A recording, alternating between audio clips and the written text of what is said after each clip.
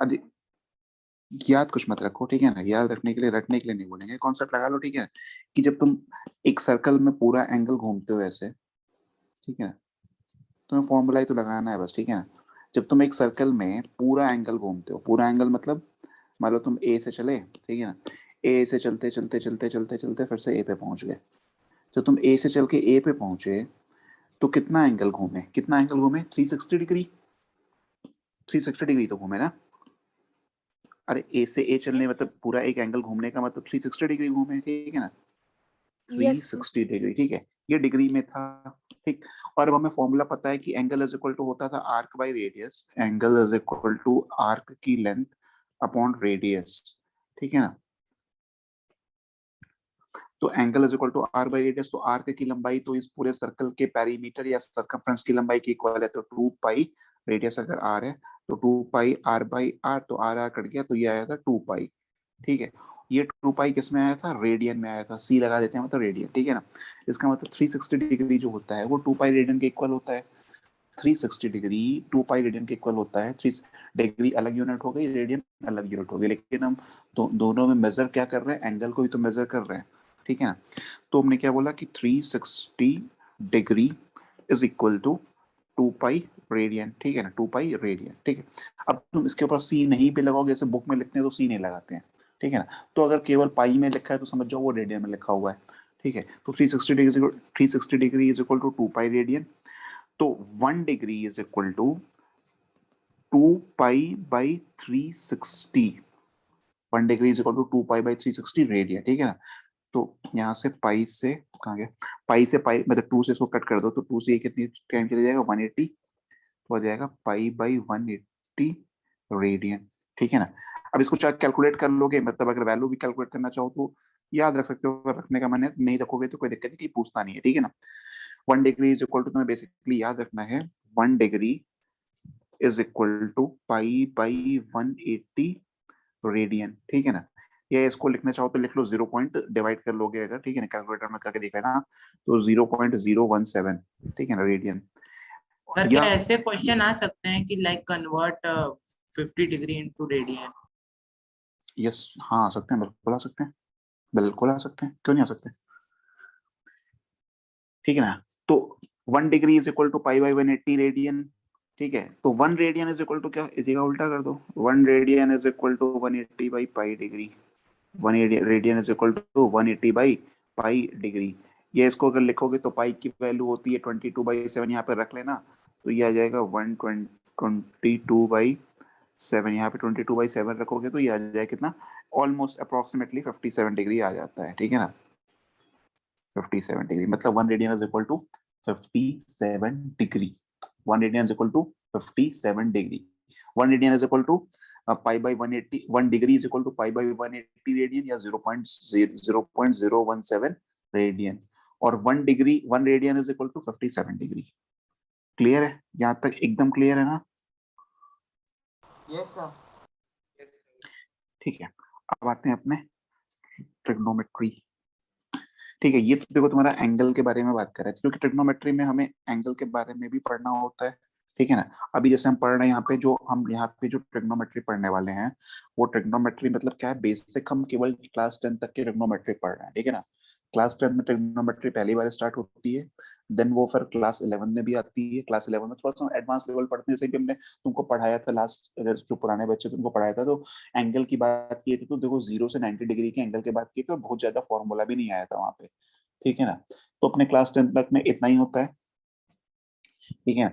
और जो पुराने बच्चे हैं उनको फिर से रिमाइंड कर रहे हैं, अगर टाइम मिले, अगर टाइम मिले तो उसमें लास्ट में कुछ आइडेंटिटीज प्रूव करने के लिए आती हैं, ट्रिग्नोमेट्रिकल आइडेंटिटीज, या मतलब जो उसमें इक्वेशंस आते हैं, मतलब एलएचएस और आरएचएस वाले, ठीक है ना। क्लास अगर 10 की टाइम मिले एनसीईआरटी तो में?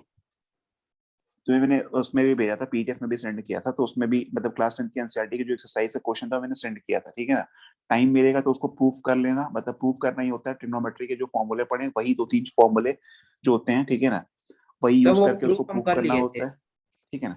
हाँ, उसको कर लोगे तो तुम्हारा 10th क्लास का एक टॉपिक खत्म हो जाएगा मैथ्स का, ठीक है ना। बाकी उसके बाद एप्लीकेशन ऑफ ट्रिग्नोमेट्री भी आता है, एप्लीकेशन ऑफ ट्रिग्नोमेट्री में हाइट एंड डिस्टेंस का टॉपिक आता है, अगर कभी मन करे तो उससे करने की कोशिश करना, नहीं आए तो पूछ लेना, ठीक है ना, एप्लीकेशन ऑफ ट्रिग्नोमेट्री, ठीक है ना। दो टॉपिक है ट्रिग्नोमेट्री में, एक तो ये ट्रिग्नोमेट्री, ठीक है ना, उसमें लास्ट में ये प्रूफिंग वाले क्वेश्चन है, ठीक है, और वही प्रूफिंग वाले क्वेश्चन बोर्ड के एग्जाम में पूछे जाते हैं, बोर्ड मतलब 10th, ठीक है। और हाइट एंड डिस्टेंस एक करके टॉपिक है जो एप्लीकेशन ऑफ ट्रिग्नोमेट्री है, ठीक है ना। बाकी 11 12 में जाओगे तो 11 में जाओगे तो फिर से ट्रिग्नोमेट्री तुम्हें मैथ्स में पढ़नी पड़ेगी, ठीक है। तो तुम्हें ट्रिग्नोमेट्री एक बार फिर से पढ़ाई जाएगी 9th में, लेकिन इतने शॉर्ट में नहीं पढ़ाई जाएगी, जल्दी जल्दी पढ़ाई जाएगी, ठीक है ना। एक्चुअल में 8th में ट्रिग्नोमेट्री पढ़ाते भी नहीं थे, 9th में जनरली पढ़ाया जाता है, लेकिन पढ़ा दे रहे हैं क्योंकि उसको पढ़ाए बिना काफी कुछ, मतलब जैसे फ्रिक्शन पढ़ाए तो नहीं पढ़ा पाते, लॉज ऑफ मोशन नहीं बता पाते, लॉज ऑफ मोशन के कुछ क्वेश्चन, ठीक है ना। अब जब लाइट पढ़ेंगे तो वहां पे स्नेल्स लॉ आएगा, तो वहां पे साइन थीटा लिखेंगे तो साइन थीटा क्या होता है पता ही नहीं रहेगा, ठीक है, तो इस वजह से पढ़ाए थे, ठीक है। तो अब स्टार्ट करते हैं फिर से ट्रिग्नोमेट्री। ये ट्रिग्नोमेट्री 9th क्लास में फिर से पढ़ाई जाएगी, ठीक है ना। कोचिंग में लेकिन लेकिन थोड़ा सा और ऊपर के लेवल है, जो पढ़ाया गया वो तो रिवाइज कराया जाएगा, ठीक है ना, लेकिन इसके फिर और ऊपर भी जाते हैं ट्रिग्नोमेट्री, ठीक है ना। तो ट्रिग्नोमेट्री मतलब हम किसके बारे में पढ़ते हैं यहाँ पे, ट्रिग्नोमेट्री में हम, हाँ कोचिंग में पढ़ा जाएगा, स्कूल में नहीं आएगा, ठीक है ना। तो ट्रिग्नोमेट्री में हम किसके बारे में पढ़ते हैं, देखो जैसे ट्राइंगल होता है, ठीक है ना, ट्राइंगल में, ट्राइंगल की बात करेंगे, कोई भी ट्राइंगल है तुम्हारा, ठीक है ना, जैसे मान लो सपोज एक राइट एंगल ट्राइंगल है ऐसे, ठीक है ना, एक राइट एंगल ट्राइंगल है, ठीक है, 90 डिग्री पे। तो ट्राइंगल में साइड्स, साइड्स की लेंथ, ठीक है ना, साइड की लेंथ, जैसे साइड क्या है, मान लो ये ए बी सी साइड है, ए बी सी डी, ये मान लो कुछ एंगल है, ठीक है ना, अरे मान लो कुछ भी एंगल है, 30 डिग्री है, ये मान लो 60 डिग्री है, ठीक है ना, और 90 डिग्री है। तो ट्रिग्नोमेट्री में हम क्या पढ़ते हैं, इस ट्रायंगल में जो साइड्स हैं, साइड और जो एंगल है, उनके बीच में जो रिलेशन होता है, ठीक है ना, एंगल्स और साइड्स के बीच में जो रिलेशन होता है उसको हम ट्रिग्नोमेट्री में पढ़ते हैं, ठीक है ना। किसी भी ट्रायंगल के साइड्स और एंगल्स के बीच के रिलेशन को हम किस में पढ़ते हैं, ट्रिग्नोमेट्री में पढ़ते हैं, ठीक है ना। किसी ने कुछ चैट तो पूछा तो नहीं, अच्छा प्रूफ कर लिए थे, ओके ओके, ठीक है, माय गुड, ठीक है। अब देखो अगर कुछ बच्चे तुम्हारी क्लास के कर सकते हैं, जैसे कुछ बच्चों ने बोला, माई ने बोला कि उसने देखो सब किया है, ठीक है, तो बाकी बच्चे मैं भी भी तो कर कर सकते ली, हैं, ठीक है ना। अच्छा तुमने भी किया, ठीक है, हाँ मैं भी गुड, ठीक है, उसी। हाँ ठीक है।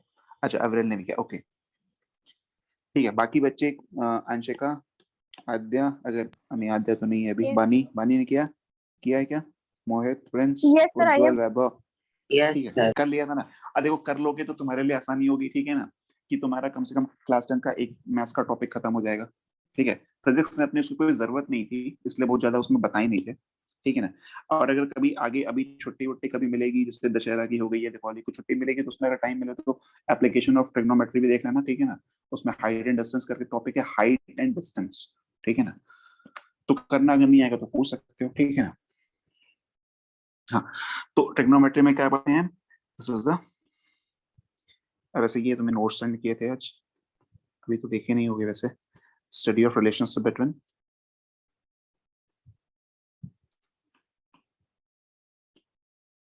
बिटवीन क्या, sides, between the sides and the angle, ठीक है ना, साइड्स एंड एंगल, ठीक है ना, ऑफ अ ट्रायंगल, ट्रायंगल की बात कर रहे हैं, ठीक। ये height and distance is there in physics, नहीं height and distance is not the part of physics, ठीक है, ये तुम्हारा application of trigonometry is a part of maths, ठीक है ना। तो मैथ्स में 10th क्लास की बुक खोलोगे तो वहां पर ट्रिग्नोमेट्री के बाद का जो नेक्स्ट टॉपिक है उसमें मिलेगा हाइट एंड डिस्टेंस, ठीक है। अब अब क्वेश्चन किससे पूछा जाएगा, आस्था से और कशिश से। आस्था एक राइट, यस थोड़ा सा ऐसा टाइम, हाँ बता रहे क्वेश्चन, मतलब बताते रहना अगर नहीं आएगा कहीं पे, ठीक है ना। एक राइट एंगल ट्राइंगल है, ठीक है ना, राइट एंगल ट्राइंगल मतलब, राइट एंगल सर ट्राइंगल मतलब, हाँ बोलो वन बोलो, angle with one angle 90 degree ना, वन एंगल 90 डिग्री, ठीक है ना। इन दोनों एंगल के बारे में तो नहीं पता है, कुछ भी हो सकते हैं, लेकिन इन दोनों का जो सम होगा वो कितना होगा कशिश, इन दोनों एंगल का सम कितना होगा, अब बोलना नहीं है किसी को, ठीक है। मान लो ये एंगल तुम्हारा, क्या लिखे, थीटा, वन थीटा तो लिख दें, एक्स वाई लिख देते हैं, एक्स वाई, ठीक है, क्योंकि मतलब थोड़ा बच्चे डर जाते हैं अल्फा बीटा का नाम देके। एक्स वाई का जो सम होगा वो कितना होगा कशिश, कितना होगा, अरे है कि नहीं है क्लास में, हाँ है, कशिश क्या होगा? गलत से ही चैट कहाँ पे इनेबल्ड है? Chat bit security, chat with host and host. अरे होस्ट एंड को होस्ट पे सेट है, ठीक है ना, को होस्ट कोई है नहीं, होस्ट में हूँ केवल। तो जल्दी बताओ क्या होगा? एक्स एक्स प्लस वाई कितना होगा? कितना होगा एक्स प्लस वाई?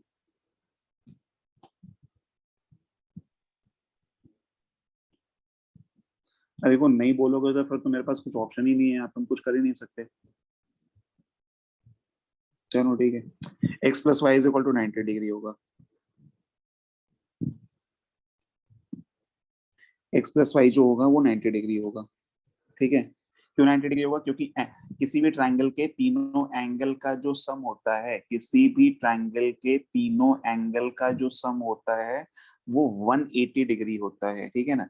तो तीन एंगल्स हैं यहाँ पे, एक x है, एक y है, एक 90 है, ठीक है ना। तो x प्लस वाई प्लस 90, तीनों एंगल का जो सम होना चाहिए वो 180 डिग्री के इक्वल होना चाहिए, ठीक है ना। तो x plus Y is equal to 180 minus 90, 180 minus 90 which is equal to 90, ठीक है ना। तो राइट एंगल ट्रायंगल में एक तो एंगल 90 डिग्री हो गया, बाकी दोनों एंगल का जो सम होना चाहिए वो कितना होना चाहिए? 90 डिग्री, ठीक है। अब राइट एंगल ट्रायंगल में आस्था सबसे बड़ी वाली साइड कौन सी है इसमें? ए बी सी, अगर नाम दे दें यहाँ पे, ए बी सी। आस्था, इसमें ए बी। सबसे बड़ी साइड कौन सी है? A B. कैसे पता ए बी? ऐसा दिख रहा है क्या? सर दिख भी रहा है, और सर मैथ्स में पाइथागोरस थ्योरम में प्रूफ किया गया है कि हाँ सर पाइथागोरस थ्योरम में भी, और ये भी कि सबसे लॉन्गेस्ट साइड हाइपोटेनस होती है अगर एक सबसे राइट लंबे एंगल टाइम ट्रायंगल है। हाइपोटेनस होती है, हाँ ठीक है, गुड, ठीक है। अब देखो सबसे लंबी जो साइड होती है किसी भी ट्रायंगल में, ठीक है ना, साइड साइड जो होती है, साइड की जो लेंथ होती है ना, वो उसके सामने वाले एंगल के ऊपर डिपेंड करती है। ट्रायंगल में जो साइड की लेंथ होती है, मतलब जैसे कि ए बी की लंबाई उसके सामने वाला जो एंगल है, यानी सी पे जो एंगल बन रहा है उसके ऊपर डिपेंड करती है, ठीक है ना। तो जितना बड़ा एंगल होगा, जितना बड़ा एंगल होगा उतनी बड़ी उसकी साइड होगी। तो एक राइट एंगल ट्रायंगल में सबसे बड़ा एंगल राइट है 90 डिग्री होता है, बाकी दोनों एंगल उससे छोटे होते हैं। 90 डिग्री सबसे बड़ा एंगल होता है, तो उसके सामने वाली साइड सबसे बड़ी होगी। तो इसको क्या नाम दिया गया था? हाइपोटेनस ना, यस। ठीक है ना, यही तो नाम दिया गया था ना। तो इसको लिख लेते हैं हाइपोटेनस, ठीक है ना। अब ये एंगल को एक्स वाई नहीं दिखाएंगे, ठीक है ना, थीटा से दिखा देंगे, अल्फा से दिखा देंगे, कभी बीटा से दिखा देंगे, ठीक है। तो उसमें डरना नहीं है, नाम में क्या रखा है, ठीक है ना। तो ये थीटा है, मान लो ये एंगल थीटा है, ये एंगल थीटा है, ठीक है ना। तो हाँ आस्था, क्या बताया तुमने कि तुमने पाइथागोरस थ्योरम में पढ़ा था कि हाइपोटेनस जो होती है वो सबसे बड़ी साइड होती है राइट एंगल में। हाइपोटेनस के को छोड़ के बाकी दोनों साइड का क्या नाम था? Sir base and height. Base and height. Height को बोलते हैं यहाँ पे परपेंडिकुलर, ठीक है ना। यस। जो तुमने हाइट बोला, ठीक है ना, उसको परपेंडिकुलर बोल देते हैं, ठीक है ना, हाइट परपेंडिकुलर, ठीक है ना। अच्छा इस ट्रायंगल ने बता सकती हो बेस कौन सा होगा? बीसी इस इज बेस। ट्रायंगल में BC BC is is base. Base, कैसे कैसे कैसे कैसे पता चला बीसी बेस है? कैसे कैसे पता चला? मतलब कैसे डिसाइड किया कि बीसी इज बेस? सर जो भी ट्रायंगल का जो भी साइड डाउनवर्ड्स रहता है उसी को हम लोग बेस मानते हैं। ना ना ना ना ना, जरूरी नहीं है, जरूरी नहीं है। अच्छा चलो ठीक है, एक और क्वेश्चन पूछते हैं। मान लो यही ट्रायंगल है फिर से, A B C, A B C यही पुराना ट्रायंगल है, ठीक है ना, ऐसे ऐसे ऐसे, ए बी सी, ये एंगल है तुम्हारा। अब बताओ इसमें बेस कौन सा है? अब बेस कौन सा है इसमें?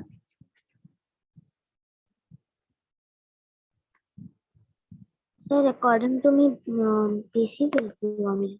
अकॉर्डिंग टू यू बीसी ही बेस है, ठीक है, कोई बात नहीं। कशिश बेस कौन सा होगा इसमें? देखो आंसर दो प्लीज, ठीक है, आंसर नहीं दोगे तो फिर हमें पता, फिर कुछ मतलब पढ़ाने में कुछ मजा ही नहीं आएगा। ए बी, ए बी, अरे ए बी तो हाइपोटेनस है ना, ए बी कहाँ से बेस हो जाएगा? ये तो हाइपोटेनस है, इसके साथ तो कुछ कर नहीं सकते। इसका तो इसने तो अपना नाम फिक्स कर लिया है, ठीक है ना, हाइपोटेन्यूज तो फिक्स है। और यहाँ पे बेस आस्था, बेस कौन सा होता है? एंगल के साथ जो एंगल के साथ के में जो एडजेसेंट वाली साइड होती है उसको बेस बोलते हैं। जैसे देखो पहला ऊपर वाला ट्रायंगल, ऊपर वाले ट्रायंगल में ये एंगल लिए थे थीटा, ये एंगल थीटा लिए थे ना। अब देखो इसके एडजेसेंट दो साइड हैं, एक बी ए भी है और एक बी सी भी है, लेकिन बी ए का तो नाम फिक्स है, हाइपोटेनस सबसे बड़ी साइड, तो बची कौन सी? बी सी, ठीक है ना। तो एंगल के एडजेसेंट मतलब एंगल के साथ वाली जो साइड होती है उसको बोलते हैं बेस, बेस, ठीक है ना, ये बेस। तो जैसे यहाँ पे अब देखो ए पे एंगल है, तो एंगल के साथ वाली साइड कौन सी है? ए सी है, ये तुम्हारी बेस, बेस ऐसी होगा। बेस, ठीक है ना। बाकी जिसको तुम हाइट बोल रहे थे ना वो परपेंडिकुलर हो गया। तो बाकी जो हाइट है मतलब एंगल के सामने वाली साइड, थीटा के सामने वाली साइड, थीटा के सामने वाली साइड देखो कौन सी है? AC है ना, तो ये बन गया परपेंडिकुलर, ठीक है ना, परपेंडिकुलर, ठीक है। सिमिलरली यहाँ पे थीटा के सामने वाली साइड कौन सी है? ये है, तो ये बन गया तुम्हारा परपेंडिकुलर। ये याद रहेगा, ये याद रहना पड़ेगा, रखना पड़ेगा, ठीक है ना। If angle y is greater than angle x then BC will be, obvious सी बात है। हाँ हाँ हाँ हाँ हाँ हाँ। और जो एंगल जितना बड़ा होगा उसके सामने वाली साइड उतनी बड़ी होगी, ऑब्वियस सी बात है, ठीक है ना। ठीक है, आस्था कशिश याद रहेगा ये कौन सा परपेंडिकुलर कौन सा बेस, हाइपोटेनस तो सब लोग पहचान लेंगे, परपेंडिकुलर बेस कैसे Yes, पहचानेंगे, याद रहेगा ना, ठीक है ना। yes, sir. बेस के एडजेसेंट वाली साइड, सॉरी एंगल के एडजेसेंट वाली साइड बेस, एंगल के सामने वाली साइड परपेंडिकुलर, ठीक है ना, क्लियर है। और पाइथागोरस थ्योरम तो पढ़े ही थे ना, पाइथागोरस ये तो पता ही है ना, हाइपोटेनस का Yes, square is equal to perpendicular का स्क्वायर प्लस बेस का स्क्वायर, उसको हम लिख नहीं रहे हैं यहाँ पे, ठीक है ना, क्योंकि ऐसा मान के चल रहे हैं वो पढ़ के रखे हो, ठीक है ना। अरे मान लो लिख देते H square is equal to P का स्क्वायर प्लस बी का स्क्वायर, ठीक है ना, ये ठीक है ना। वेक्टर पढ़ोगे तो ये भी समझ में आएगा और अच्छे से ये कहाँ से आया था। हाँ ठीक है, अब ठीक है, ये तो ट्रायंगल के तीनों साइड को पहचानने वाली बात हो गई, ठीक है ना। जब ट्रायंगल के तीनों साइड को हम पहचान गए, ठीक है, तो उसके बाद फिर से वही ट्रायंगल बनाते हैं, right angle triangle, ABC, ABC, ठीक है, ये एंगल है थीटा, मान लो एंगल थीटा है, ठीक है ना। अब यहाँ पे क्या पढ़ने वाले हैं, हेडिंग डालते हैं ट्रिग्नोमेट्रिक रेशियोज, ठीक है ना, trigonometric ratios of an angle, ठीक है ना, जिसको हम P रेशियो भी बोलते हैं, ट्रिग्नोमेट्रिक रेशियोज, ठीक है ना, ऑफ एन एंगल। देखो इस पे राइटिंग ऐसे भी नहीं बनती है, ठीक है, स्लिप करती है काफी पेन। अब बताना ये जो थीटा एंगल यहाँ पे देखो, यहाँ पे जो ट्रायंगल है, ठीक है ना, इस ट्रायंगल में मान लो एक और ट्रायंगल बना लेते हैं ऐसे, रेड कलर की ऐसे, ये ट्रायंगल क्या नाम दिए थे? ABC, इसका नाम रख लो DE, ठीक है ना, ये D है, ये E है। एक और ट्रायंगल बना लो यहाँ पे ऐसे, एक और लाइन ऐसे ड्रॉ कर दो, DE के बाद ABCDEFG, ठीक है ना, किसी और कलर से बना देते हैं इसको,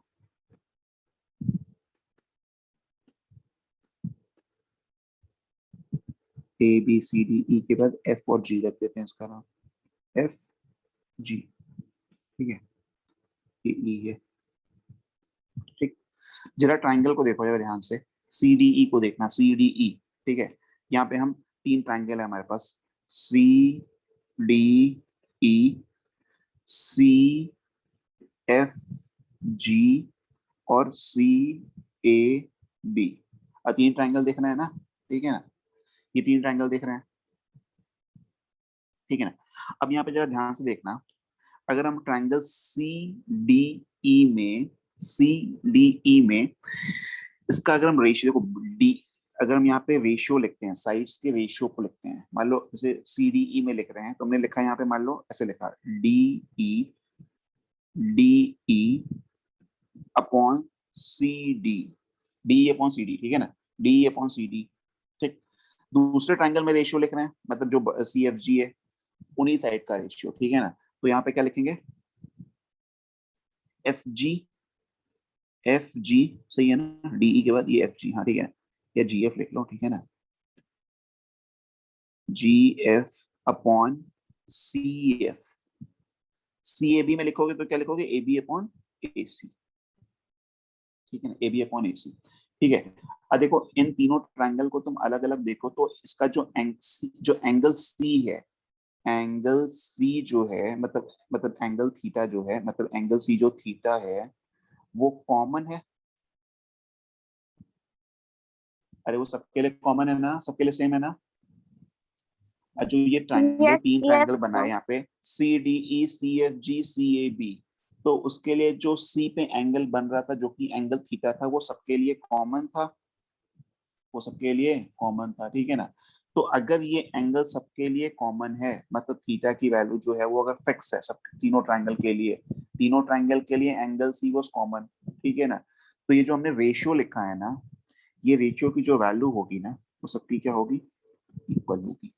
अब देखो ये रेशियो है, ठीक है ना, रेशियो है, ये मत समझ आना कि DE की वैल्यू GF के इक्वल होगी। ऑब्वियस सी बात है कि देख रहा है कि जो DE है वो GF से छोटा है। DE अगर GF से छोटा है तो CD भी तो CF से छोटा है। अब बात समझ में आ रही है क्या, इन दोनों को कंपेयर करके देखो, यस इन दोनों को आपस में कंपेयर करके, ठीक है ना। अगर मतलब जो इसका न्यूमरेटर जो DE अपॉन CD है, तो DE का जो DE जो है वो GF से छोटा है, तो CD भी तो CF से छोटा है। तो एक्चुअल में क्या होता है कि इन सबका, इन दोनों का जो रेशियो निकाल रहे हो ना, तो वो रेशियो क्या होगा, वो फिक्स होगा। मतलब इसको हम क्या लिख सकते हैं, this will be a constant value, ठीक है ना, this will be a fix, ठीक है ना, कांस्टेंट होगा एक ही हमेशा, ठीक है। सिमिलरली ये वाला जो AB और AC की बात करें, AB अपॉन AC का जो रेशियो होगा, अच्छा सिमिलर ट्रायंगल अगर पढ़े होगे तो लगा सकते हो, ठीक है ना, पता नहीं पढ़े होगे नहीं पता, नहीं पता, ठीक है। तो हम ये मान के चलते हैं कि तुम लोग नहीं पढ़े हो, ठीक है ना। पढ़े हैं तो वो AB काफी। अपॉन, अच्छा अच्छा पढ़े थे, ठीक है। तो ये तो समझ में आ रहा है ना कि DE upon CD is equal to FG upon CF is equal to AB upon AC, ये सारी चीजें सेम होंगी क्या, अरे सेम होंगी ना, यस ठीक है। अगर नहीं समझ में आ रहा तो बोल देना, ठीक है ना। कशिश ये समझ में आया क्या बोले, यस सर ठीक है। हाँ तो देखो जो DE है, जो DE है, ठीक है ना, क्या वो इस ट्रायंगल का, जैसे CDE ट्रायंगल में देखो तो ये क्या है, इसका परपेंडिकुलर है। DE तो परपेंडिकुलर है ना, एंगल के सामने वाली साइड ही तो परपेंडिकुलर होती थी, अरे होती थी ना। यस सर पर ये हो गया परपेंडिकुलर, ठीक है। DE GF AB अलग अलग ट्रायंगल्स के परपेंडिकुलर ही तो हैं ये, ठीक है, तो इसको मैं लिख लिया परपेंडिकुलर। अब आज तक ये बताना जो CD है वो क्या है इस ट्रायंगल का, CDE ट्रायंगल का CD क्या है, मतलब जो CD वाली लेंथ है, तुम उस CDE का ये कौन सा पार्ट है, ये परपेंडिकुलर है कि बेस है, कि परपेंडिकुलर है तो काम खत्म हो गया, बेस है कि हाइपोटेनस है, CD हाइपोटेनस है सर हाइपोटेनस, ठीक है ना। CF भी हाइपोटेनस है, CA भी हाइपोटेनस है, अरे है ना, वो अपने यस ट्रायंगल का सर है, CF अपने ट्रायंगल का है, CA अपने ट्रायंगल का है, ठीक है ना। तो ये परपेंडिकुलर अपॉन हाइपोटेनस, ठीक है ना, ठीक है। और ये जो वैल्यू आएगी ना, ये इस तीनों ट्रायंगल के लिए फिक्स आएगी, कांस्टेंट आएगी, यानी सेम आएगी, ठीक है ना। और जैसे दो साइड का रेशियो सेम आया, वैसे ही बाकी किसी दो, जैसे में परपेंडिकुलर और हाइपोटेनस का रेशियो सेम निकाला, तो वैसे ही परपेंडिकुलर और बेस का भी रेशियो सेम आना चाहिए। क्या कहते हैं, किसी भी दो साइड का रेशियो ले लो, किसी भी दो साइड का रेशियो ले लो, वो तीनों ट्रायंगल के लिए सेम आना चाहिए। yes sir, और यहाँ पे तीन साइड है, परपेंडिकुलर है, बेस है, हाइपोटेनस, हमने भी परपेंडिकुलर हाइपोटेनस का रेशियो लिखा, तो अगर हम परपेंडिकुलर और बेस का लिखेंगे तो भी तो रेशियो सेम आएगा, हाइपोटेनस और बेस का लिखेंगे तो भी तो सेम आएगा, अरे आएगा ना, यस ठीक है। सर तो same way we can write, अगर हम सपोज यहाँ पे परपेंडिकुलर और बेस का लिख लेते हैं, ठीक है ना, यहाँ पर बेस अपॉन हाइपोटेनस लिख लेते हैं, तो बेस क्या लिखेंगे यहाँ पे, बेस पहले ट्रायंगल में है सी, ठीक है ना, सीई अपॉन सी डी, ठीक है। अब ये बड़े वाले ट्रायंगल मतलब सी एफ जी में आ जाते हैं, सी एफ जी वाले ट्रायंगल में बेस देखो क्या है, सी जी है, ठीक है ना, और हाइपोटेनस तो सी एफ है ही, और अब उसके उससे एबीसी में आ जाते हैं, तो यहाँ पे बेस क्या है, सी बी अपॉन हाइपोटेनस है ए सी। क्लियर? Yes sir. अब हम ऐसे हम इसको हमने लिख लिया क्या, perpendicular upon sorry base upon hypotenuse, ठीक है, बी बाई एच लिख देते हैं, इतना लंबा नहीं लिखते हैं, ठीक है ना, बी बाई एच। ठीक, अब हम हो गया क्या, परपेंडिकुलर अपॉन हाइपोटेनस हो गया, बेस अपॉन हाइपोटेनस हो गया, परपेंडिकुलर अपॉन बेस भी तो लिख सकते हैं ना, परपेंडिकुलर अपॉन बेस, तो परपेंडिकुलर अपॉन बेस भी लिख लो यहाँ पे। तो जैसे परपेंडिकुलर की वैल्यू लिखोगे तो क्या लिखोगे यहाँ पे, डीई, ठीक है ना, या किसी और पेन कलर से लिख देते हैं थोड़ा सा dark, DE upon CE is equal to fg upon cg is equal to, sorry यहाँ पे is equal to हो जाएगा ab upon bc, ab upon cb, ठीक है। ये क्या हो गया, परपेंडिकुलर और बेस का रेशियो, ठीक है ना। तो देखो जब अगर एंगल सेम है ना, तो इसमें तो कितने भी ट्रायंगल्स बना लो, एंगल सेम है तो सबका रेशियो क्या आएगा, सेम आएगा।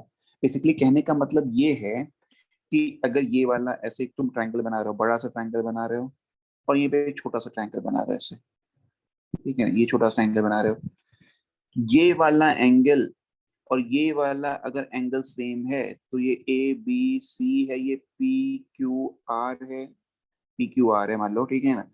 तो यहाँ पे अगर A B upon B C is equal to P Q upon R Q, ठीक है ना, क्लियर है? Yes sir. ठीक है, तो देखो ये जो हमने रेशियो लिखा ना, इनको नाम दे दिया गया है, ठीक है। यहाँ पे जो रेशियो लिखे थे, जैसे कहाँ लिखे थे रेशियो, ये लिखे थे, क्या लिखे थे, ए बी अपॉन परपेंडिकुलर और हाइपोटेनस का रेशियो लिखे थे, ठीक है। इसको पी बाई एच लिख देते हैं, ठीक है ना, P by H, P by H, B by H, ठीक है ना, और क्या था, P by H, B by H और पी बाई बी, ठीक है। तो इनका जो रेशियो था ना, उनको नाम दे दिया गया, ठीक है ना, इनको क्या दे दिया गया, अलग अलग नाम दे दिया गया। इसको नाम दिया गया, ठीक है, नाम देख के डरना मत, नाम ही है बस, और कुछ नहीं है, ठीक है ना। इसको नाम दिया गया S I N theta, sine बोलते हैं, साइन, एक्चुअल में इसका पूरा नाम होता है एस आई एन ई, ठीक है ना, शॉर्ट में एस आई एन बोल देते हैं, साइन, साइन बोलते हैं, साइन थीटा। ये थीटा कौन सा एंगल है, ये वही वाला एंगल है, ठीक है ना। एक बात ध्यान रखना, ये साइन और थीटा दो अलग अलग चीजें नहीं है, साइन और थीटा दो अलग अलग नहीं है, दोनों अगर अलग अलग हो जाएंगे तो इनका कोई सिग्निफिकेंस नहीं है, कोई मतलब नहीं रह जाएगा, कोई मीनिंग नहीं रह जाएगी। साइन अलग और थीटा अलग, थीटा का तो रहेगा, बट साइन बिना थीटा के साइन का कोई मतलब नहीं है, ठीक है ना। साइन थीटा लिखने का मतलब कि तुम इस ट्रायंगल में परपेंडिकुलर और हाइपोटेनस का रेशियो लिख रहे हो। साइन थीटा लिखने का मतलब, देखो अभी ट्रिग्नोमेट्री स्टार्टर्स में यही बोले थे ना कि ट्रिग्नोमेट्री में हम एंगल और साइड के रिलेशन को पढ़ते हैं, ठीक है। तो ये चीज जो तुम्हारी हो गई, ये तुम्हारा क्या हो गया, ये तुम्हारा एंगल हो गया, ये एंगल हो गया, और ये चीज क्या हो गई, साइड्स हो गई, ठीक है ना, ये क्या हो गई, साइड्स हो गई, ठीक है ना। तो एंगल और साइड के बीच के रिलेशन को ट्रिग्नोमेट्री में पढ़ते हैं, ठीक है ना। बिना थीटा के साइन का कोई मतलब नहीं है, उसको ये मत ना साइन अलग थीटा अलग, ठीक है ना। साइन अलग हो जाएगा थीटा से तो साइन का काम खत्म, मतलब साइन कुछ है ही नहीं, ठीक है ना, कोई सिग्निफिकेंस नहीं है। साफ साफ लिख देते हैं, ये एंगल है,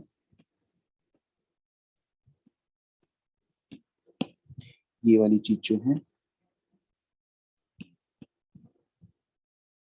जो थीटा है ना, वो क्या है, एंगल है, ठीक है ना। एंगल मतलब वही 20 degree, 30 degree, 40 degree, 50 degree, 110 degree, 120 degree, ठीक है ना, वही सब एंगल है, ठीक है ना। या इसको रेडियन में लिखोगे तो रेडियन में लिख लेना, 30 डिग्री लिखोगे तो पाई बाई 6 लिख लोगे, ठीक है ना, 45 डिग्री लिखोगे तो पाई बाई 4 लिख लोगे, 90 डिग्री लिखोगे तो पाई बाई 2 बोल दोगे, ठीक है ना। तो चाहे इसमें बोले चाहे उसमें बोले, ठीक है। तो ये कोई बस एक एंगल है, और ये पी बाई एच क्या है, साइड्स का रेशियो, साइड्स का रेशियो, ठीक है ना। यहाँ तक बताना आस्था और कशिश, कोई दिक्कत तो जल्दी बताना। नो तो सर आगे कोई बढ़ते हैं, नहीं है। ठीक है। सिमिलरली जैसे जैसे हमने पी और परपेंडिकुलर और हाइपोटेन्यूज के रेशियो का नाम दे दिया साइन, उसके आगे वो वाला एंगल थीटा, ठीक है ना। अच्छा ये देखना, ये थीटा मान लो, एक थीटा सपोज मान लो 30 डिग्री है, तो 30 डिग्री के लिए परपेंडिकुलर और हाइपोटेन्यूज का रेशियो फिक्स रहेगा, लेकिन 40 डिग्री के लिए ये रेशियो बदल जाएगा, मतलब हर एक एंगल के लिए ये रेशियो अलग अलग आएगा। 30 डिग्री के लिए कुछ और आएगा, 31 के लिए कुछ और आएगा, 32 के लिए कुछ और आएगा, ठीक है ना। तो कुछ स्टैंडर्ड्स एंगल होंगे जिनकी तुम्हें जो रेशियो आता है वो तुम्हें याद रखना होगा, ठीक है ना। कुछ स्टैंडर्ड एंगल्स आएंगे जिनका तुम्हें याद रखना है, सबका तो याद रख नहीं सकते, क्योंकि अगर सपोज एंगल की बात करो तो 1 डिग्री से लेके 2 डिग्री, 1 डिग्री से लेके 2 डिग्री में कितने एंगल्स पॉसिबल है, 1 डिग्री से लेके 2 डिग्री में अंशिका 1 डिग्री से लेके 2 डिग्री के बीच में कितने एंगल्स पॉसिबल है, सर इनफाइनाइट। इनफाइनाइट, ठीक है ना। तो सबका तो रट नहीं सकते, ठीक है ना। तो इनफाइनाइट एंगल तो मतलब पॉसिबल ही नहीं रटना, ठीक है। तो कुछ स्टैंडर्ड एंगल होते हैं जिनका यूज होता है, वही रटना होता है, ठीक है ना। रटना क्या होता है वो याद हो जाएगा अपने आप, ठीक है ना। हाँ इनफाइनाइट होते हैं, ठीक है। सर आप नोट्स में भी भेजा और पापा ने भी बताया था। अच्छा अच्छा, ठीक ठीक ठीक, ओके, ठीक है, याद रखना ये, ठीक है ना। किसी भी दो नंबर के बीच में कितने नंबर्स पॉसिबल है, इनफाइनाइट नंबर पॉसिबल है, ठीक है ना। तो अभी अभी जैसे कि हम यहाँ पे कुछ स्टैंडर्ड वैल्यूज की ही यहाँ पे याद रखेंगे उसको, ठीक है ना। बाकी अगर तुम्हें सपोज जो स्टैंडर्ड नहीं है उनकी अगर वैल्यू देखनी होगी तो तुम्हें उसके लिए या फिर तो ट्रिग्नोमेट्रिक टेबल खोलना पड़ेगा जो मैथ्स की बुक के पीछे दिया रहेगा क्लास 10th में, या तुम्हें अपने मोबाइल का साइंटिफिक कैलकुलेटर खोलना पड़ेगा, ठीक है ना। ठीक है, तो जैसे देखो P बाई एच के रेशियो को हमने क्या बोल दिया, sine theta. P by H के रेशियो को क्या बोल दिया, साइन थीटा। उसी तरह से B बाई एच के रेशियो को बोलते हैं क्या, क्या बोलते हैं, कौन बताएगा, कॉस कॉस थीटा। थीटा। तो this is called cos theta, ठीक है ना, कॉस। इसको सी, इसका अगर फुल फॉर्म देखोगे तो COSINE होता है, कोसाइन, ठीक है ना। तो शॉर्ट में लिखते हैं कॉस थीटा, ठीक है ना, COS है, ठीक है ना, कॉस थीटा, ठीक है ना, कॉस थीटा। फिर से वही थीटा क्या है, एंगल है, ठीक है ना, यही वाला एंगल है, ठीक है ना। अलग अलग साइड की रेशियो तो अलग होगी, अलग अलग साइड की रेशियो अलग अलग होगी, और अलग अलग एंगल के भी लिए ये रेशियो अलग अलग होगा, ठीक है ना। For a particular angle this is fixed, ठीक है। हाँ, ऐसा ये नहीं होता है, ठीक है। उसके बाद परपेंडिकुलर और बेस का जो रेशियो होता है उसको बोलते हैं टैन थीटा। परपेंडिकुलर और बेस का जो रेशियो होता है, हाँ टेंजेंट ही होता है, ठीक है ना, टैन थीटा, ठीक है ना। परपेंडिकुलर और बेस का रेशियो जो होता है वो क्या होता है, टैन थीटा। ये देखो ये रटना पड़ेगा तुम्हें, ठीक है ना, ये वाली चीज तुम्हें रटनी पड़ेगी। एक ट्रायंगल में ये ये और ये सब चीजें तुम्हें रटनी पड़ेंगी, ठीक है ना। कि एक पहली चीज तो तुम्हें ट्रायंगल में परपेंडिकुलर और बेस पहचानने आना चाहिए, ठीक है, कौन सा परपेंडिकुलर है कौन सा बेस है, ठीक है ना। जो एंगल दिया गया है या जो एंगल उसके सामने वाली साइड परपेंडिकुलर, उसकी एडजेसेंट वाली साइड बेस, ठीक है। परपेंडिकुलर बेस पहचान के, हाइपोटेन्यूज सबसे बड़ी साइड होती है वो तो दिख रही है 90 डिग्री के सामने वाली, ठीक है ना। परपेंडिकुलर बेस पहचानने आना चाहिए। उसके बाद तुम्हें याद रखना है कि परपेंडिकुलर और हाइपोटेनस का जो रेशियो होता है उसको हम साइन थीटा से नोट करते हैं। ये थीटा कौन सा है, कि यही एंगल है, ठीक है ना, जो एंगल यहाँ पे हम लिए थे, ठीक है ना। ये थीटा कुछ भी एंगल हो सकता है, ये थीटा कोई भी एंगल हो सकता है, 10 डिग्री, 15, 20, 30, 25, 30, मतलब कुछ भी हो सकता है, ठीक है ना। कोई भी जो भी एंगल, जितने भी एंगल पॉसिबल है वो सब एंगल हो सकते हैं ये, ठीक है ना। और हर अलग अलग एंगल के लिए अलग अलग वैल्यू मिलेगी, मतलब परपेंडिकुलर हाइपोटेन्यूज की रेशियो अलग मिलेगी। मतलब 31 डिग्री के लेकर तुम निकालोगे तो अलग आएगा, 32 डिग्री निकालोगे तो अलग आएगा, साइन थीटा की वैल्यू अलग आएगी, ठीक है ना, क्योंकि साइड की लेंथ बदल जाएगी ना, ठीक है ना, तो उनका रेशियो बदल जाएगा। सेम वे कॉस थीटा की वैल्यू तुम्हें याद रखनी है, ये किसका रेशियो होता है, हाइपोटेनस और बेस का रेशियो। टैन थीटा का जो रेशियो होता है वो परपेंडिकुलर और बेस का रेशियो होता है, ठीक है ना। नेक्स्ट पेज पे आते हैं। क्वेश्चन है आस्था से और कशिश से, दोनों से है, ठीक है ना। अब देखो तुम दो ही बच्चे हो तो तुम लोग पे फोकस है पूरा अभी। ABC, ABC, ठीक है ना। मैंने बोला साइन थीटा की वैल्यू क्या होती है, साइन थीटा की वैल्यू होगी क्या यहाँ से AB, साइन थीटा की वैल्यू बताना आस्था क्या होगा, साइन थीटा की वैल्यू यहाँ पे लिखेंगे अगर तो क्या लिखेंगे, क्या अपॉन क्या लिखेंगे जल्दी बताना। AB BC AC मतलब किसका अपॉन किसका रेशियो लिखे हैं। सर AB बाय हाँ AC। AB by AC। आस्था तुम, अरे सॉरी कशिश तुमसे क्वेश्चन है, ये बताओ AB और AC में बड़ा कौन, AB और AC में बड़ा कौन है। सर AB AB या AC, देख रहा है ना, AC जो है वो AB से बड़ी है ना, AC is greater than AB, ठीक है ना। अच्छा अगर हम अब ये बताओ AB इसका मतलब AC से छोटा है, तो एक छोटे नंबर को एक बड़े नंबर से डिवाइड करेंगे तो उसकी वैल्यू क्या कभी 1 से बड़ी आ सकती है। एक छोटे नंबर को एक बड़े नंबर से डिवाइड कर रहे हैं अगर, ऑब्वियसली बात देख रहा है कि AB मतलब, अब ये देखो ना, अभी तो बताया ना कि AC इज ग्रेटर देन या AB is less than AC, यही तो बताया ना, ठीक है। AB is less than AC, तो AB बाई AC अगर लिखोगे तो बताओ क्या होगा, AB by AC is less than 1, ऐसा ही तो लिखेंगे ना। अरे ऐसा ही तो लिखेंगे ना। तो AB बाई AC की वैल्यू 1 से छोटी होगी, बराबर भी हो सकती है एक पर्टिकुलर एंगल पे, ठीक है ना, बराबर भी हो सकती है AB और AC की वैल्यू, ठीक है ना। बताएंगे कभी कब कैसे कैसे बराबर होगी, ठीक है ना। सिमिलरली बताओ जरा cos थीटा की वैल्यू, ये कौन बताएगा, आस्था नहीं कशिश। cos थीटा की वैल्यू बताना, cos थीटा की वैल्यू क्या थी कशिश, क्या थी, किसका और किसका रेशियो था, किसका और किसका रेशियो था, बेस और नाम बता देना। हाइपोटेनस का। तो इसमें बेस कौन है, इसमें बेस कौन सा है, sir B and C। B and C नहीं, बी और सी तो पॉइंट्स है ना, BC ना, BC की लेंथ है ना, बी एंड सी तो और पॉइंट्स ऑफ, मतलब वो तो दो पॉइंट का नाम रखे हैं ना, तो BC, ठीक है ना, BC,